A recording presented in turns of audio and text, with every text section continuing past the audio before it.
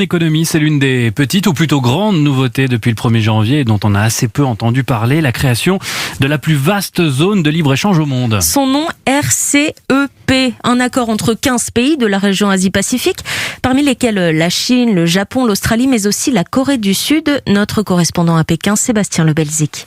Son acronyme est difficile à prononcer, mais le RCEP, pour Partenariat Régional Économique Global, risque de bouleverser les équilibres. C'est la plus vaste zone de libre-échange du monde qui est née le 1er janvier, avec un abaissement progressif des droits de douane. Ce nouveau bloc, qui comprend notamment la Chine, le Japon, l'Australie et la Corée du Sud, représente à lui seul le tiers du produit intérieur brut de la planète et le tiers de la population mondiale. 90% des droits de douane vont être progressivement supprimés, comme l'explique le porte-parole du ministère chinois du commerce, Gao Feng. Dans l'ensemble, les pays membres du RCEP se sont engagés à ouvrir plus de 100 secteurs commerciaux des services, couvrant la finance, les télécommunications, les transports, le tourisme ou encore la recherche et le développement.